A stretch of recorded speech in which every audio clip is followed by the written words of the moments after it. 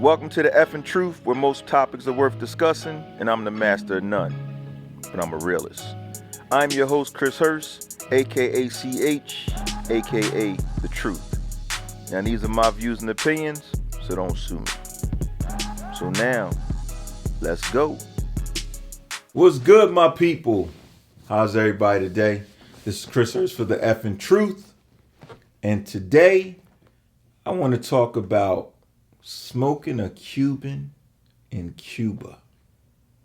How many people can say that they've actually been somewhere and did something that was so profound to that country, state, whatever the case may be? Well, I'm proud to say that I smoked a Cuban in Cuba. And the reason why I'm proud of it is because we were at war and at odds with Cuba for 50 years. 50 years. I'm 49. You know what I mean? So that was before I was even born. So, for over 50 years, we had problems with Cuba. And then Obama, released the ban and we were allowed to go to Cuba. I jumped on it. I feel bad for y'all that didn't jump on it because it looks like it's about to get cut off again. So I jumped on that thing when we got the opportunity.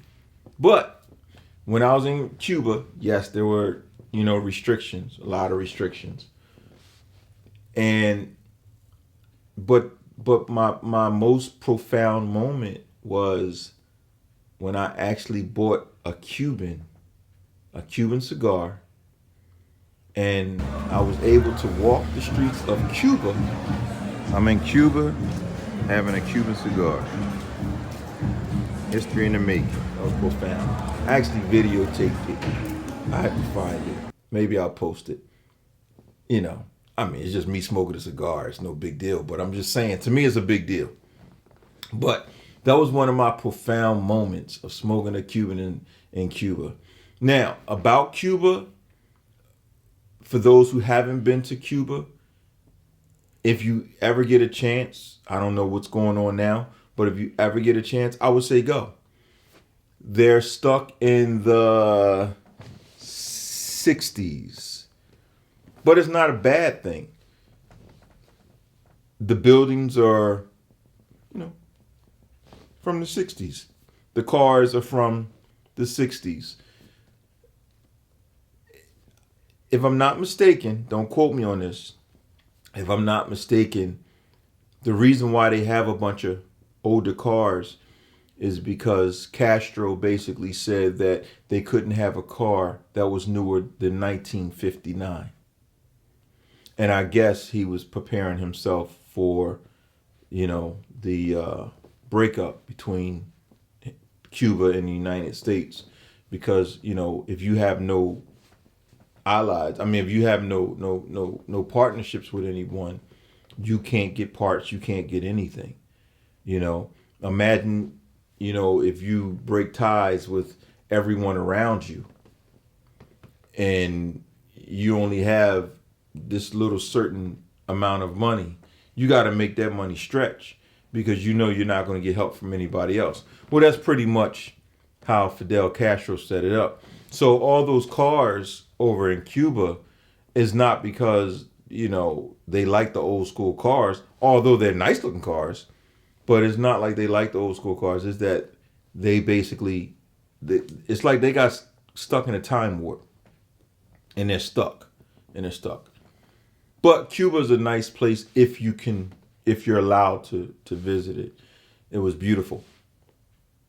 I like antique stuff. I like, like I've never been to Italy. I want to go to Rome to see the Colosseum, to see the ruins. That's me. Puerto Rico was kind of, old as well. I like stuff like that. Well, that's how Cuba is. Cuba is rather old. But the point is, I smoked a Cuban in Cuba, and it was awesome. And oh, by the way, when I was there, the same day I was there, Rihanna was there. And damn it, I didn't see her. So I ain't got no story, so I'm not going to sit here and lie and say, yo, I saw Rihanna and hung out with Rihanna. No. But she was there. She was there. She literally was there the same day, the same moment that I was there. And the crazy thing is, when I saw her post her stuff on her page and everything, she was at this, I don't know what they call it, but it was like a big open square around, like, I don't know if it was a church or whatever. It was a big open square, but she was there. And the crazy thing is, I must have came there later than her, because when she posted it, it was basically sunlight. When I was there, it was at night. So she must have been there a little bit earlier than me. But she was there the same day I was there, which is crazy. And I was there like August 21st, 2018. But I don't have no stories about Rihanna. All I'm saying is I smoked the Cuban in Cuba, and that was my highlight. So anyway, that was just one of them things that if you could say that you were somewhere, you could say you did something. That's one of my highlights of my life. I can say that I did that. So anyway, this is Chris Hurst for the Effing Truth. You can follow me on my YouTube channel, which is Chris Hurst Production. All one word, Chris, HURST.